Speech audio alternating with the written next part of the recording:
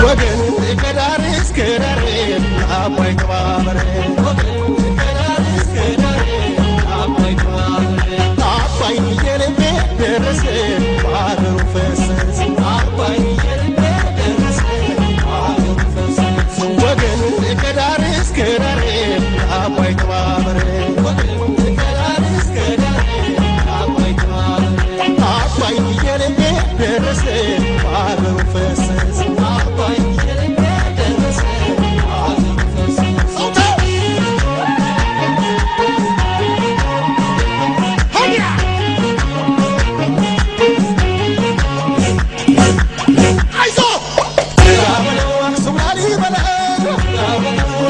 ሲለደስ በመልካም ስራቸው ይኖራል ሲወደስ በድሮ በሪማ ታረሰበት በአሁኑ ተነሳ ባትርፍበት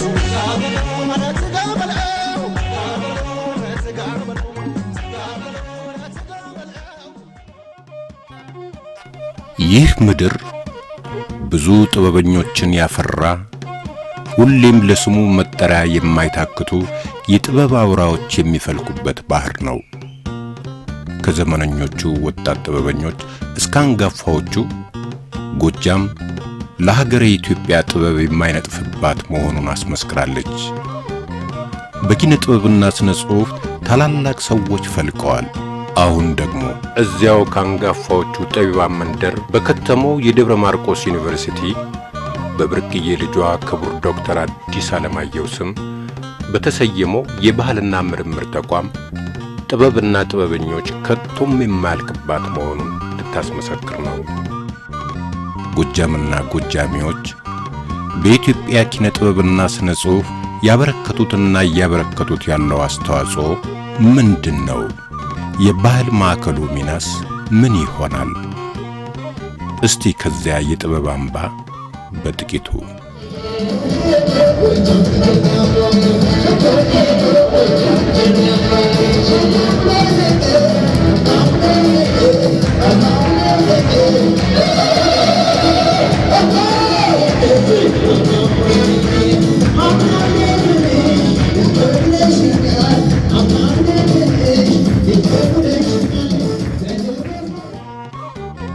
የደብረ ማርቆስ ዩኒቨርሲቲ የምስራቅ ጎጃም ዞን መቀመጫ ከሆነችው ደብረ ማርቆስ ከተማ ስያሜውን ያገኘና በ1999 ዓመተ ምህረት የተመሰረተ ከፍተኛ የትምህርት ተቋም ነው። ዩኒቨርሲቲው መንግስት የከፍተኛ ትምህርት ተቋማትን ለማስፋፋት በተያያዘው ጥረት ውስጥ ከተገነቡት 13 ዩኒቨርሲቲዎች መካከል አንዱ ነው። የሀገሪቱን የትምህርት ግብ ለማሳካት ከሚሰሩ ታላላቅ ዩኒቨርሲቲዎች አንዱ የሆነው የደብረ ማርቆስ ዩኒቨርሲቲ ይህንኑ ግብ ለማሳካት የሚረዱ የጥናትና ምርምር ሥራዎችንም ያከናውናል። የደብረ ማርቆስ ዩኒቨርሲቲ የከተመበት የምስራቅ ጎጃም አካባቢ የኪነ ጥበብና ስነ ጽሑፍ አውራዎች የሚፈልቁበት መሆኑ ደግሞ ተቋሙ በዚሁ ረገድ የላቁ ሥራዎች ለማከናወን ዕድል የሰጠው ነው። የዚህ አካል የሆነውና በክቡር ዶክተር አዲስ አለማየሁ ስም የተቋቋመው የቋንቋ፣ የባህል፣ የታሪክና ምርምር ተቋም ምስረታ ማሳያ ነው። የዚሁ ተቋም ምስረታ በኪነ ጥበብና ስነ ጽሑፍ ዘርፍ የአካባቢውን አስተዋጽኦ የሚዳስሱ ጥናታዊ ጽሑፎች ቀርበው የወደፊቱን የተቋሙን አቅጣጫ መክረውበታል።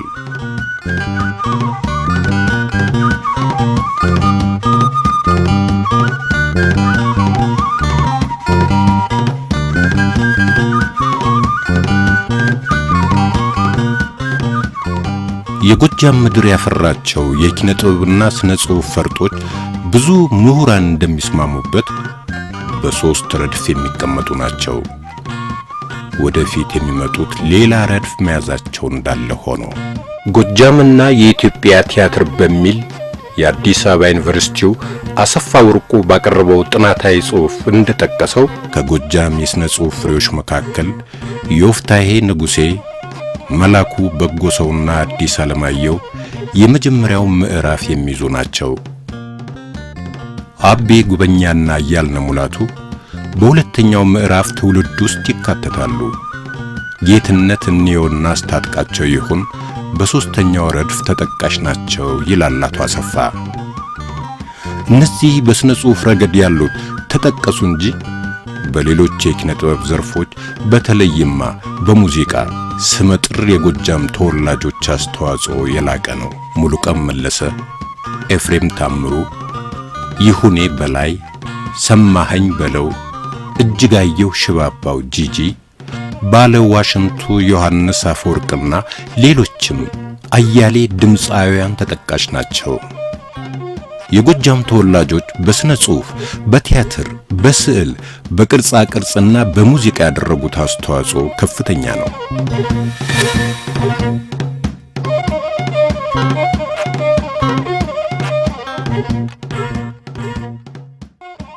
ጎጃም ደብረ ኤልያስ በ1880ዎቹ አጋማሽ ገደማ የተወለደው ዮፍታሔ ንጉሴ ጎጃም ካፈራቸው ስመጥሩ የሀገራችን ጸሐፊ አንዱ ነው። ድንቅ የቅኔ ችሎታና የጥበብ ስብዕና ያለውም ነው ይሉታል አድናቂዎቹ። የቀኝ ጌታ ዮፍታሔ ንጉሴ ሕይወቱ እስካለፈበት 1939 ዓመተ ምህረት ድረስ ከ18 በላይ ተውኔቶች፣ ከ20 የሚበልጡ ግጥሞችንና መዝሙሮችን፣ 8 ያህል ዘፈኖችና 4 መጽሐፍት ተጽፏል። ካርቱም በስደት እያለ ጀምሮ አዲስ አበባ የጨረሰው አፋጀሽኝ ታሪክ ቀመስ ተውኔት ዝነኛ ነው።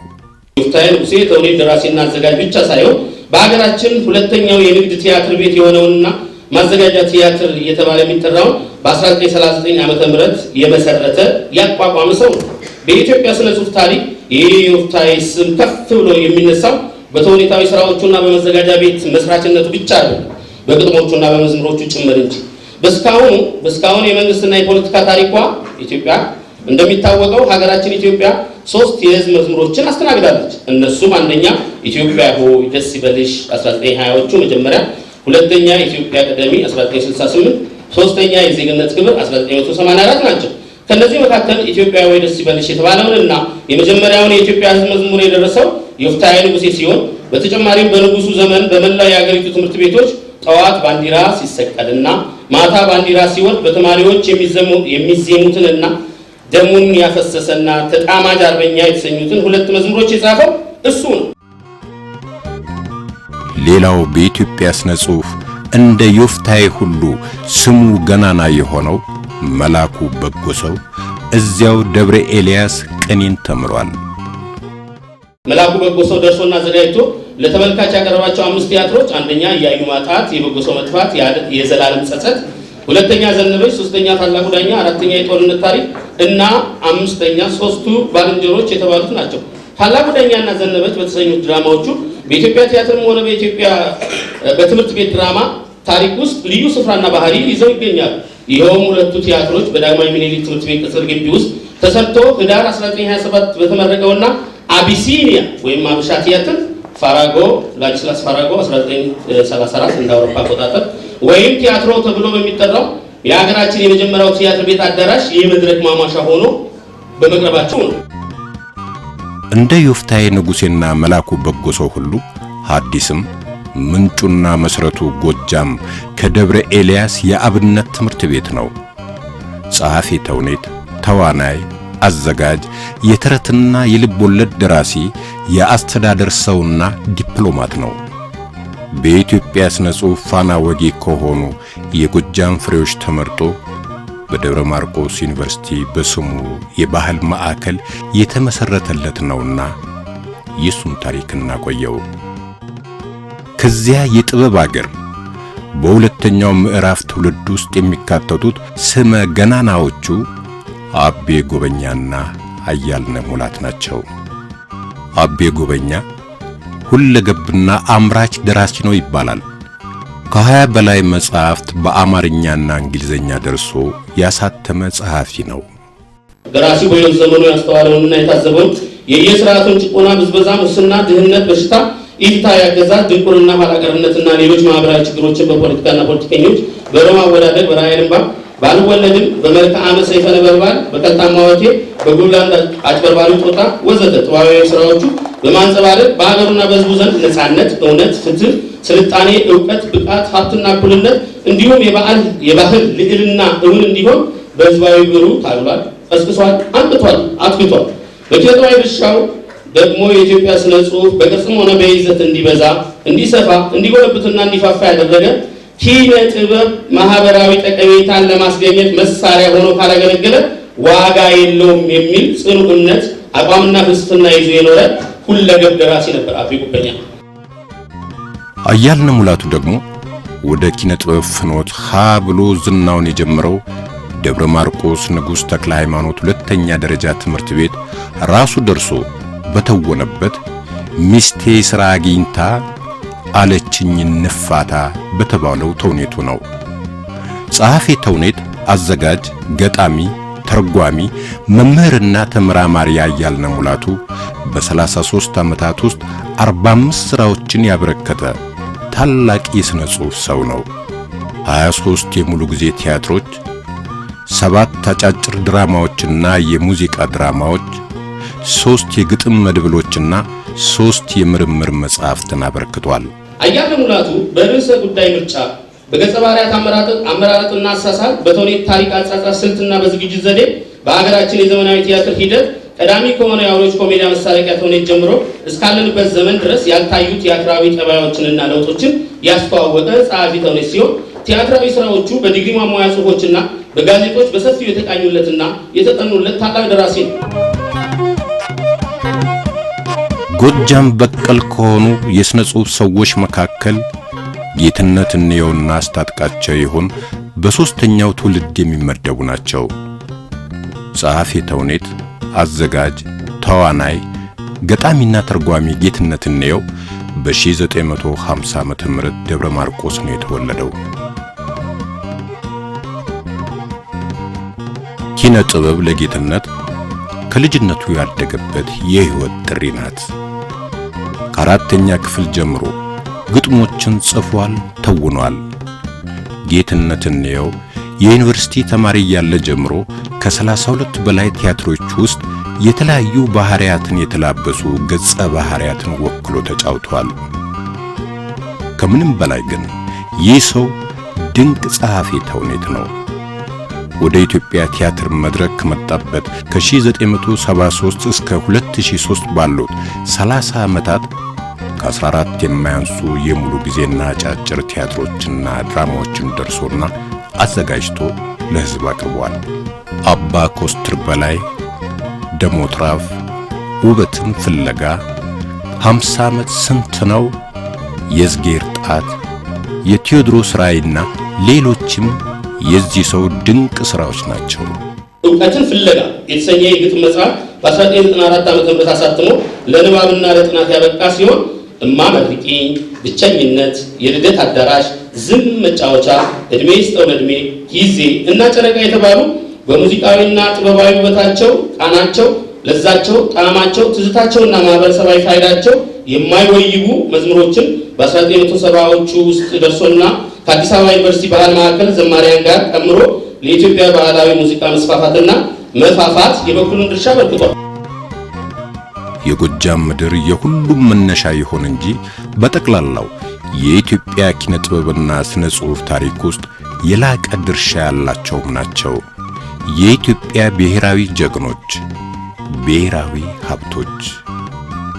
የኢትዮጵያ ቲያትርና ስነ ጽሑፍ በቅርጽና በይዘት እንዲያድግና እንዲስፋፋ ጉልህ ድርሻ ካበረከቱት ጎጃም በቀል ግለሰብ ደራሲያን በተጨማሪ የግሼ አባይ ኪነት ቡድን፣ የአዲስ አለማየሁ የቲያትርና የስነ ጽሑፍ ክበብ፣ አሃዱ የቲያትርና ስነ ጽሑፍ ክበብ፣ ዳሸን የቲያትር ክበብ፣ መንቆረርና ቤተሰብ የቲያትር ክበባት እንዲሁም የባህር ዳሩ ሙሉ ዓለም ባህል አዳራሽ የላቀ አስተዋጽኦ አድርገዋል። ለነገሩ በተለይ ከ1970 ዓመተ ምህረት ጀምሮ በኢትዮጵያ ውስጥ የኪነት ቡድን እንቅስቃሴ እጅግ የጎላበት ጊዜ ነበረ።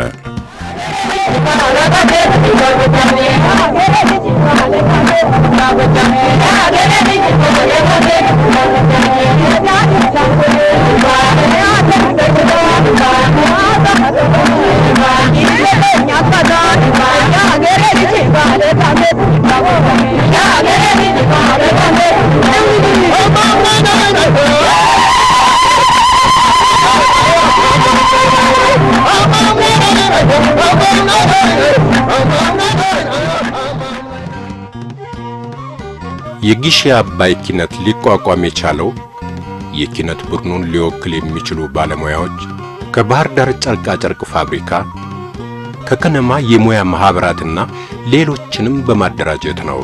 ጥናታዊ ጽሑፉን አቅራቢው የያሬድ ሙዚቃ ትምህርት ቤቱ ዮሐንስ መንግስቱ እንደሚለው ሌላው በዚሁ መድረክ ምሁራኑና የዝግጅቱ ተሳታፊዎች የተወያዩበት ጉዳይ የጀግናው በላይ ዘለቀ ታሪክ ነው።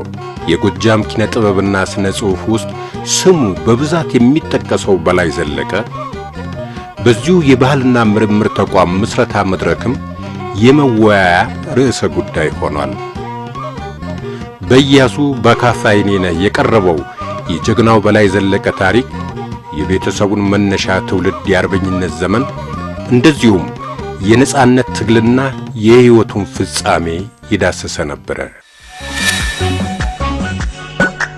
ክቡር ዶክተር አዲስ አለማየሁ በደብረ ማርቆስ አውራጃ ጎዛምን ወረዳ እንዶዳም ኪዳነ ምሕረት አጥቢያ ጥቅምት 7 ቀን 1902 ዓመተ ምህረት ነው የተወለዱት። ክቡር ዶክተር አዲስ አለማየሁ በኢትዮጵያ ሕዝብ ዘንድ በሁለት መልኩ ይታወቃሉ። በንጉሥ ኃይለ ሥላሴ ዘመነ መንግስት መልካም ስም ከነበራቸው ጥቂት ባለስልጣናት አንዱ የነበሩና በኢትዮጵያ ዲፕሎማሲ ትልቅ ድርሻ የነበራቸው መሆኑ በአንድ በኩል ይጠቀሳል። ዘመን የተሻገረ የሥነ ጽሑፍ ሥራቸው በሆነው የፍቅር እስከ መቃብር ድርሰታቸው ደግሞ ብዙዎች ያውቋቸዋል። ከ1958 ጀምሮ በሕዝብ ዘንድ ዘልቆ የናኘ ሥራ ነውና። አዲስ አለማየሁ በፋሺስት ጣሊያን ወረራ ወቅት በራስ ምሩ ተመርጠው የአርበኝነት ተሳትፎ ያደረጉ ናቸው። በአርበኝነት በጦርነቱ ተማርከው ለ7 ዓመታት በግዞት በደቡብ ኢጣሊያ ደሴቶች እንዲኖሩም ተደርገዋል። ከዚህ አርበኝነት በኋላ ነው እንግዲህ አዲስ አለማየሁ የሀገር ባለውለታ የፖለቲካና ስነ ጽሑፍ ሰው መሆናቸው እየጎላ የመጣው። ከዚያ ሲመለሱ የ34 ዓመት ጎልማሳ ነበሩ። በተመለሱ በዓመታቸው በኢየሩሳሌም የኢትዮጵያ ዋና ቆንስል በመሆን የዲፕሎማሲውን ሕይወት ጀምረዋል። ከዚያ በኋላ በሀገር ውስጥ አንድ ጊዜ የትምህርት ሌላ ጊዜ የውጭ ጉዳይ ሚኒስትር ዴኤታ በመሆን በተለያዩ ጊዜያት አገልግለዋል። በእጅጉ ተወዳጅ ነበሩ። በተለይ የትምህርት ሚኒስትር ዴኤታ ሲሆኑ የወቅቱን ፍላጎት ያሟላሉ የሚል ተስፋ የተጣለባቸው ነበሩ። በዲፕሎማሲውም ዓለም በተባበሩት መንግስታት የኢትዮጵያ ልዩ መልእክተኛ እንዲሁም በእንግሊዝና በኔዘርላንድ የኢትዮጵያ አምባሳደር ሆነው ሰርተዋል። ክቡር ዶክተር አዲስ አለማየሁ የዚያ ዘመን ስመጥሩ የፖለቲካ ሰው ነበሩ። በተለይ በ1966 አብዮት ወቅት ደርግ የጠቅላይ ሚኒስትርነት ቦታውን እንዲይዙ ጠይቋቸው ፈቃደኛ እንዳልነበሩ የሚታወስ ነው። ከምንም በላይ ያን በወጋየሁ ንጋቱ ትረካ የዮሐንስ አፈወርቅ ዋሽንት ታጅቦት የኢትዮጵያ ሕዝብ ያዳመጠውና ያነበበው ፍቅር እስከ መቃብር መጽሐፍ ትልቁ ከእርሳቸው የተገኘ የሀገራችን ሀብት ነው።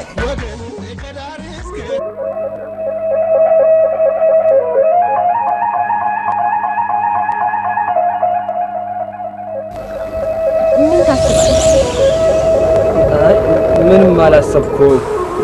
በቀደም ዕለት የደረሰብኝን የነገርኩሽ ጊዜና አንቺም የሆንሽውን ስትነግርኝ የተሰማሽን ስሜት አስቤ ነው። በቃ ለዚያ እሱን ታስብ ኖሯል። ይገርማል። እኔም እኮ እሱን ታስብ ነበር። ሌላ ምን አሰብሽ? ሌላ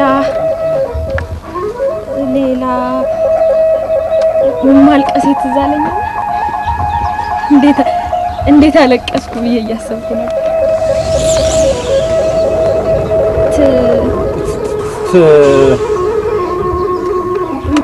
ምን ልትል ነው? አንቺ ምን ልትይ ኖሯል? ትምህርታችንን እንጀምርለት። እኔም እሱን ልል ነበር። ይገርማል። እኔም እንደሱ ልል ነበር።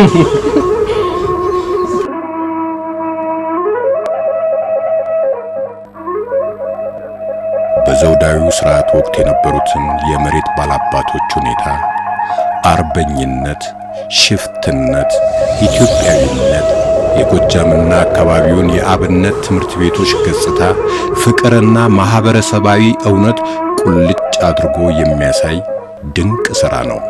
ለዚያም ነው ብዙዎች ሐዲስ ከነበራቸው የፖለቲካ ተሳትፎ ይልቅ አሉ ከሚባሉ የሀገራችን ረጅም ልቦለድ ጸሐፍት መካከል ግንባር ቀደም አድርገው የሚቀበሏቸው።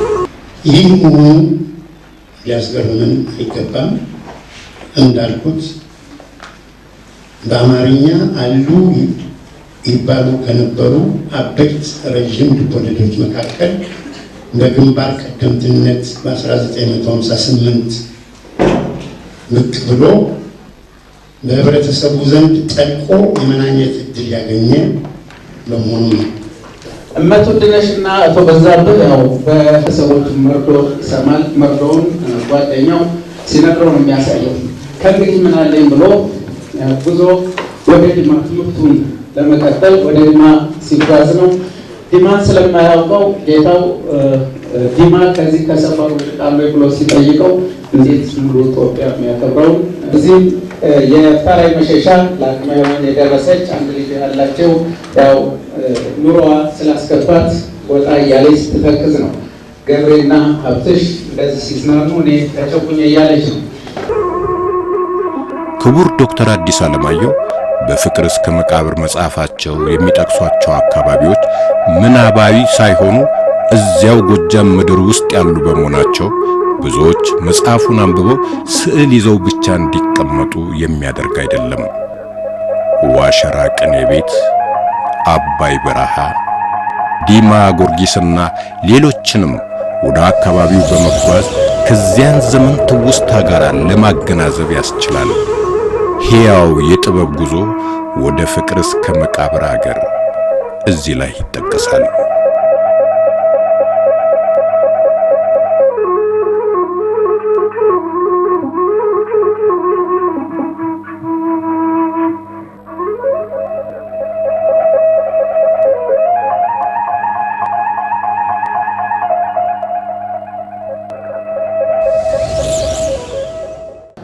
በተለይ የቅኔ ቤቱ ውስጥ የተመለከትኩት ነገር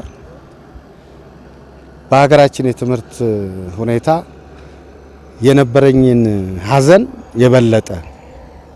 የበለጠ እንዲብስ አድርጎታል። ያ ማለት ምን ማለት ነው? በተለይ በኢትዮጵያ ቋንቋዎችና ስነ ጽሑፍ ክፍል ውስጥ በምንማርበት ጊዜ ያን ጊዜ እንዲህ አይነት ቦታዎችን እንድናይ ተደርጎ ቢሆን ኖሮ ማን ያውቃል፣ ለሁለተኛ ዲግሪ እንግሊዝ ሀገር መሆኑ ቀርቶ ዲማ ይሆናል የምመጣው።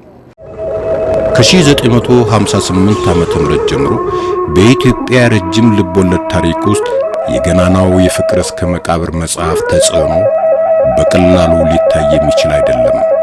70 የሚደርሱ የኪነ ጥበብ ባለሙያዎች ወደ ስፍራው ተጉዘው አዲስ አለማየሁ በመጽሐፋቸው የሚያነሳሷቸውን አካባቢዎች ተመልክተዋል። የዚያን ወቅት ሁናቴ ለማሳየትም ተውነዋል።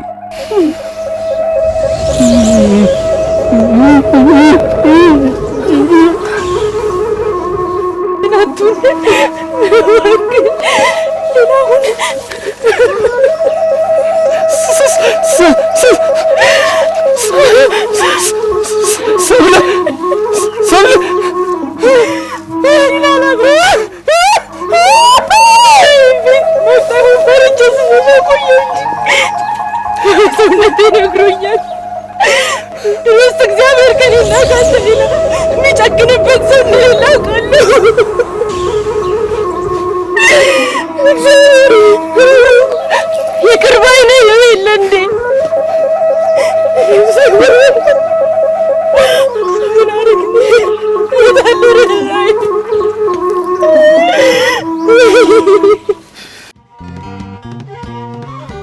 ጎጃም በቀል ጥበበኞች በኢትዮጵያ ኪነ ጥበብና ስነ ጽሑፍ ውስጥ ያላቸው ድርሻ እንግዲህ ትልቁን ድርሻ የያዘ ነው። ይህ የጥበብ አውድማ ነገም የላቁ የኪነ ጥበብ ሰዎችን ያፈራ ዘንድ ደግሞ በክቡር ዶክተር አዲስ አለማየሁ ስም የቋንቋ የባህልና የታሪክ ምርምር ማዕከል ተመስርቷል። እነዚያው ጎጃም በቀል ጥበበኞችና ሌሎች የሀገሪቱ የሥነ ጽሑፍ ምሁራን በተገኙበት ይህን ተቋም ለመመስረት ስንነሳ የሚከተሉት ዓላማዎች እናሳካለን ብለን እንገምታለን። እንደኛ በመስኩ ጥናትና ምርምር በማከናወን በቋንቋና ባህል የሚደረገውን ፈጠራን በማበረታታት ለባህል ቋንቋና ታሪክ እድገት ብልጽግና ምቹ ሁኔታ መፍጠር፣ በአካባቢው በሚገባ ያልተጠኑና ያልወጡ እምቅ የቅኔ የግዕዝና ሌሎች የባህልና ታሪክ ጉዳዮች ወጥተው እንዲወጡና እንዲታወቁ ማድረግ። በዚህ ተቋም አማካኝነት ተማሪዎች በስነ ጽሑፍ፣ በተውኔት፣ በሙዚቃና በባህል ጉዳዮች የሚያደርጉትን የፈጠራ ውጤቶች ለተማሪዎችና ለአካባቢው ማህበረሰብ በማቅረብ እያዝናኑ ማስተማር። 4 የአካባቢው ማህበረሰብ የቁሳዊና መንፈሳዊ ሀብቶች የመሰብሰብና የመጠበቅ ተልዕኮ መወጣት። 5 ወጣቱ ትውልድ የሀገሩን ባህል የሚወድ የሚያከብርና የሚጠብቅ እንዲሆን ማሳወቅና ማስረጽ። በአጠቃላይ ተቋሙ ቅኔ የሚዘረፍበትና የሚቀኝበት፣ የግዕዝ ቋንቋ የሚያንሰራራበት፣ የሥነ ጽሑፍ ስራዎች የሚፈጠሩበትና የሚቀርቡበት፣ የትወናና የሙዚቃ ፈጠራ ስራዎች የሚፈልቁበትና የሚዋቡበት ማዕከል ይሆናል ብለን እናምናለን። ዶክተር አዲስ አለማየሁ የቋንቋ የባህል እና የታሪክ ምርምር ተቋም መስርታ አደረሳችሁ።